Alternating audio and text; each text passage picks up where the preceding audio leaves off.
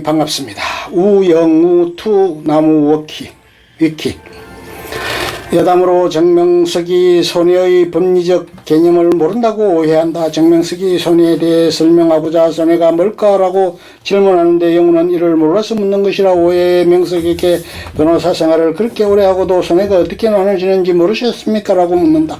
신부가 사무실을 방문했을 때 토지에서 해결 실마리를 떠올리고 손해는 통상손해와 특별손해로 나눌 수 있다고 해결책을 제시하는데 문득 명석을 보며 알고 있습니까? 라고 물어본다. 명석은 내가 모를까봐 문제를 내는 거예요 라고 황당해하지만 영우는 명석이 정말 모른다고 생각하는 듯 명석을 바라보며 마치 학생에게 설명하듯 두 가지 손해의 법적 정의에 대해 차근차근 설명해준다.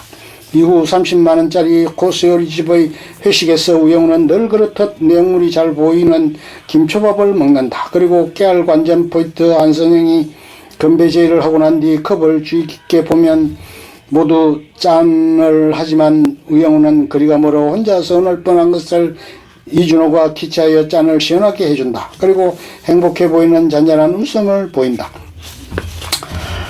3회 자폐 스펙트럼 장애를 가진 김정훈이 명문 의대생인 친형 김상훈을 폭행하여 사망케 하는 사건이 벌어졌고 상훈 정훈 형제의 부모는 한바다의 정훈의 변호를 맡긴다. 건장한 체격의 피고인인 정훈은 펭수에 꽂혀있어 항상 펭수 티셔츠에 펭수 헤드셋을 착용하고 다니는데 영훈은 이런 정훈으로부터 이야기를 듣기 위해 최수연 변호사, 정명석 변호사와 함께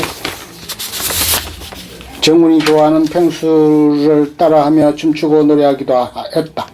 하지만 정훈과 좀처럼 대화가 되지 않는다. 그리고 영우와 이준호와 함께 사건 현장으로 가던 중에 준호의 후배를 마주치는데 후배는 영우를 보더니 준호에게 오빠 아직도 봉사활동해? 라고 묻고 영우에게는 화이팅이라는 원치 않는 응원을 해준다. 영우는 늦은 밤까지 이 사건에 대해 다른 인터넷 기사를 검색해보다가 자폐장애인에 대한 악플을 보며 큰 상처를 받기도 했다. 그나마 정우는 법무법인 한바다의 변호사들에게 호감을 느꼈는지 다음날 혼자 택시를 타고 한바다에 찾아오기까지 했다.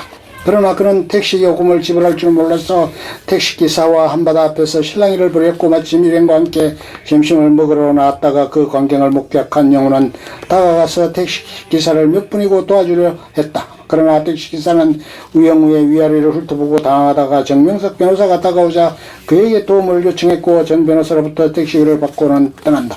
이 또한 직접적이지는 않았으나 우영우에게 작은 상처가 되었다. 또한 법정에서도 변호인인 자신이 자폐 스펙트럼 장애를 가졌다는 이유로 검사로부터 모욕적인 발언을 들어야 했고 결국 의뢰인 부부로부터 법정에서 변론하지 말아달라는 부탁까지 받게 된다. 재판 이후 우영우는 사건의 실마리를 찾아보기 위해 자신의 사무실에서 목을 매보려는 시도를 하는데 마침 사무실에 들어왔다가 이 광경을 목격한 이준호가 놀라서 영우를 구해준다. 준호는 목을 매려하고 있는 영우를 보고 매우 놀라 그녀를 감싸안으며 쓰러지는데 이때 둘이 바닥으로 떨어져 가깝게 마주보는 장면이 슬로모션으로 연출된 직후 우영우가 이준호 씨의 손이 아직도 제 엉덩이를 붙잡고 있습니다라고 말하는 장면이 나오며 개그 씬을 이룬다.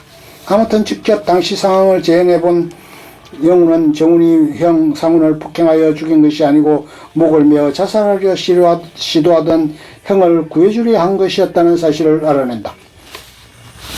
죽은 상훈의 방과 생전에 그가 써놓은 일기장을 통해서 상훈이 심한 학업 스트레스로 여러 차례 자살 시도를 했다는 사실이 드러났다. 그때마다 동생이 형을 감시하며 형이 자살하지 못하도록 막아왔던 것이었다. 처음에 피고인의 부모는 우리 상훈이는 그럴 애가 아닙니다 라고 인정하지 않으려 했지만 한바다 변호사들의 증거를 제시하며 이야기를 해주는 사건의 진상을 거듭 듣고 죽은 그나들이 자살하려 했다는 사실을 공개하기로 마음먹게 된다. 하지만 우영우 변호사에게는 재판에서 빠져달라고 부탁한다.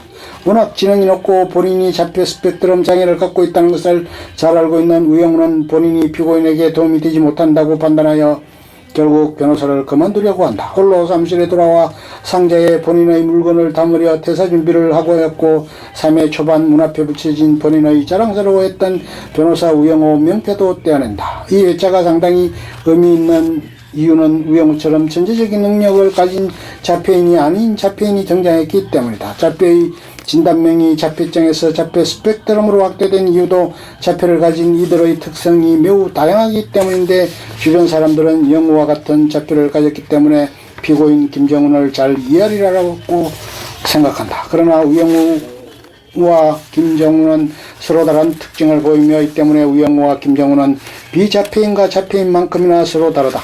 우영우 또한 비자폐인들과 똑같이 김정은의 행동과 말을 이해하며 어려워하며 자신의 아버지에게 자문을 구하고 이어 피고인을 이해하려 애쓴다. 나레이션에서 한스 아스페르거 가나 치부역자였으며 자폐를 포함한 많은 장애인 및 정신질환자가 희생당했던 역사를 이야기하며 그 당시 나치 기준에서 자신이나 피고인이나 살 가치가 없는 사람이었을 것이라고 독백한다. 피고인 김정은은 물론이고 사기급 스펙을 가진 우영우조차도 이준호의 후배로부터 봉사의 대상자로 비춰지며 피고인의 변호에서 빠져야 했다. 이러한 현실에 부딪히며 팀에 도움이 되지 못한다는 생각에 결국 사직서를 제출한다. 자폐를 비롯한 장애에 대한 인식이 아직도 너무나 미흡함을 보여준다. 사면은 여러모로 우영우에게 매우 잔인한 회차였다. 자폐 스펙트럼 장애를 가진 피고인을 변호하는데 이 과정에서 자폐에 대한 사회적 편견에 부딪히게 되면서 심적 충격을 받았다. 영우보다 훨씬 심각한 자폐 스펙트럼 장애를 가진 아들을 둔 부모인 의뢰인으로부터 막말을 듣기까지 했다. 그도 그럴 것이 의뢰인의 작은아들 김정은은 유의미한 의사소통이 아예 불가능할 정도로 자폐증 사기이 심각한 인물이었다. 천재인 영우와 달리 60세의 수준의 지적 장애를까지 있어 의뢰인은 영우를 처음 본 순간부터 불편함을 감추지 못하다가 결국 열등감이 폭발했다.